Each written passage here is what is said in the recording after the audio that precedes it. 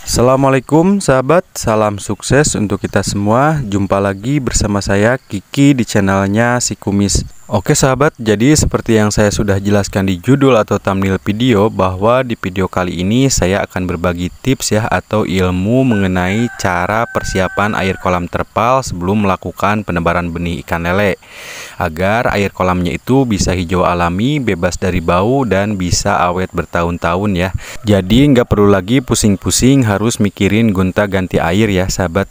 Dan yang perlu sahabat ketahui juga bahwa tujuan persiapan air kolam ini sebenarnya tidak hanya untuk menghijaukan air kolam saja ya sahabat, tapi yang perlu sahabat ketahui, tujuan dari persiapan air kolam ini itu yang kedua untuk menekan angka kematian pada bibit ikan lele setelah ditebar ya.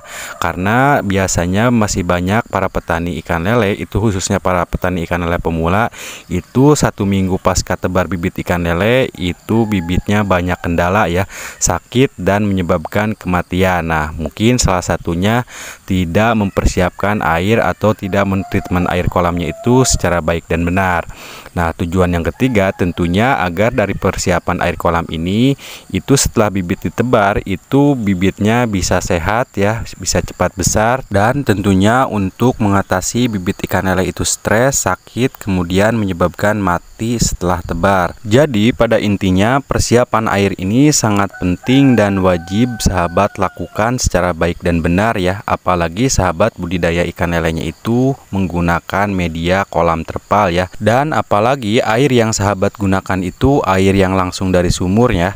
Nah, kalau menurut saya pribadi ini dalam persiapannya pun atau cara treatmentnya itu harus dilakukan secara baik dan benar. Namun sebelum saya lanjut ke tutorialnya, ada baiknya buat sahabat yang belum subscribe silahkan di subscribe dulu ya, dan jangan lupa tekan juga tombol loncengnya agar sahabat tidak ketinggalan video-video selanjutnya dari channel Si Kumis. Dan kalau misalkan ada pertanyaan silahkan tulis di kolom komentar, dan jangan lupa tekan juga like-nya. Oke sahabat, jadi untuk persiapan air kolam terpal atau untuk fermentasian air kolam terpal sebelum melakukan penebaran benih, agar benih ikan lele itu bisa sehat, air kolamnya itu bisa hijau alami, bebas dari bau, dan bisa awet bertahun-tahun.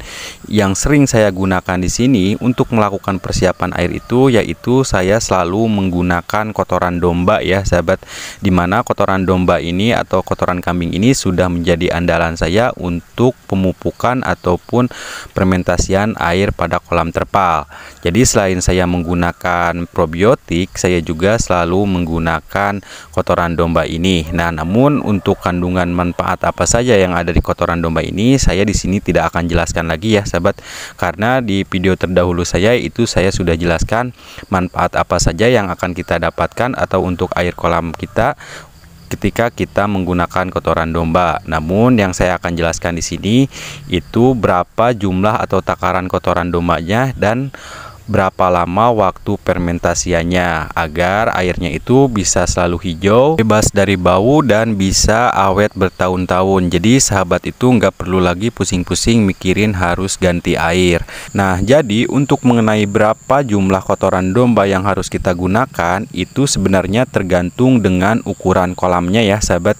Jadi kalau misalkan ukuran kolam sahabat ada yang menggunakan 2x3, 3x4, 4x5, dan kalau misalkan di antara sahabat ada yang menggunakan ukuran kolamnya yang lebih besar lagi, itu nanti sahabat bisa sesuaikan. Nah, kebetulan di sini saya mau menggunakan kotoran dombanya itu kisaran 5-7 kiloan ya sahabat, karena di sini saya menggunakan kolam bundarnya itu diameter 3 dengan ketinggian air 50 cm. Itu saya di sini menggunakan 5-7 kilo kotoran dombanya. Dan jangan lupa juga ya sahabat, mengenai untuk kotoran dombanya itu harus yang benar-benar masih basah ya. Jadi jangan sahabat menggunakan kotoran domba yang masih kering atau yang sudah kering, tapi harus yang masih basah. Dan jangan lupa juga ya sahabat, jadi kotoran dombanya itu jangan langsung ditebar ke dalam kolamnya ya, tapi sahabat harus masukkan ke dalam karung, dan di ujung karungnya itu sahabat harus ikat. Karena yang akan kita ambil itu adalah sari pati dari kotoran domba tersebut ya sahabat. Jadi bukan dari hampas kotoran dombanya, tapi dari sarinya yang akan kita gunakan untuk fermentasiannya. Nah, setelah kotoran dombanya ini kita masukkan ke dalam karung dan kita ikat, tahapan selanjutnya yaitu kita tinggal langsung aja taruh di dalam kolam ya sahabat. Dan kotoran dombanya ini sahabat harus diamkan itu selama 2 hari 3 malam ya sahabat. Nah, setelah 2 hari 3 malam di situ sahabat bisa melakukan pengangkatan kotoran domba yang kita sudah masukkan ke dalam kolam ini ya sahabat.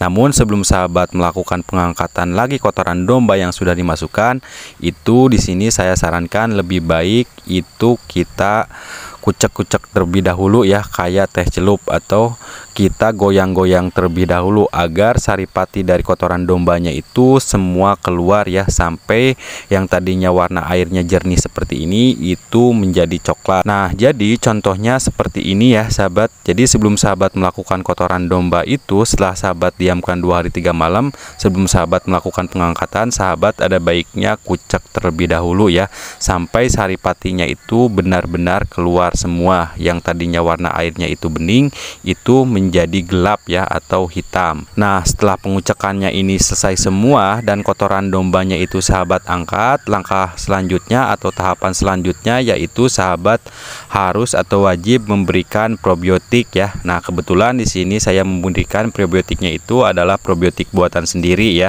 Jadi di sini nanti saya akan berikan. Tapi kalau misalkan sahabat tidak bisa membuat probiotik sendiri, sahabat juga bisa menggunakan probiotik yang banyak dijual di pasaran. Tapi di sini saya sarankan kalau misalkan sahabat mau menggunakan probiotik dan sahabat mau beli di pasaran, itu sahabat mending menggunakan probiotik yang M4 ya. Karena probiotik yang M4 juga itu sudah terbukti ya, karena dulu saya juga selalu menggunakan probiotik E4, di mana probiotik E4 ini sangat bagus ya, dan mengandung bakteri positif atau bakteri baik yang nantinya akan bekerja untuk mengurai sisa-sisa pakan ikan ataupun feses ikan yang nantinya akan menjadi makanan ikan lele atau bibit ikan lelenya itu sendiri. Jadi untuk menghilangkan bau. Nah, setelah kotoran domba ini sahabat kucek-kucek, sahabat angkat, dan sahabat sudah memberikan probiotik, tahapan selanjutnya yaitu sahabat harus tunggu waktu fermentasiannya itu selama 7-10 hari ya. Mungkin ini terasa lama ya sahabat untuk fermentasiannya, tapi untuk hasilnya nanti sahabat bisa rasakan sendiri. Air kolam akan tetap hijau, bebas dari bau, dan sahabat gak perlu lagi ganti air. Jadi pada intinya sahabat sebelum melakukan penebaran bibit itu harus menunggu 8 hari dulu ya setelah melakukan pengucekan kotoran domba atau memasukkan probiotik.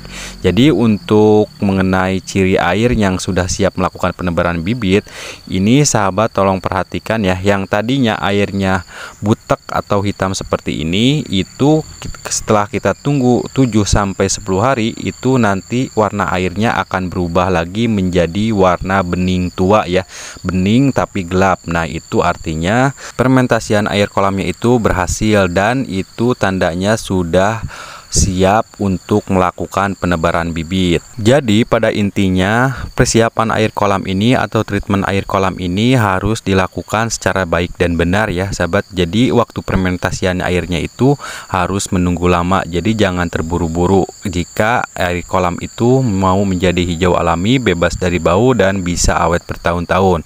Karena setahu saya juga di sini, jika kita ingin merubah warna air dari bening menjadi hijau itu sebenarnya cukup mudah ya sahabat.